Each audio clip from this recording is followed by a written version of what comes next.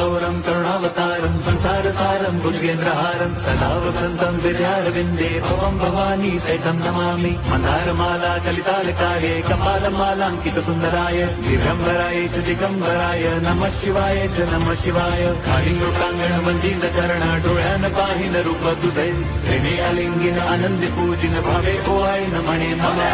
त्वमेव माता पिता त्वमेव बन्धुश्च सखा त्वमेव विद्या द्रवणं त्वमेव सर्वं मम देव कायेन वाचा मनसेन्द्रियैर्वा बुद्ध्यात्मना वा प्रकृति स्वभावात् करोमि यद्यत् सकलं परस्मै नारायणायति समर्पयामि। अच्युतं केशवं राम नारायणं कृष्णदामोदरं वासुदेवं हरिं श्रीधरं माधवं गोपिका वल्लभं जानकी नायकं रामचन्द्रं भजे।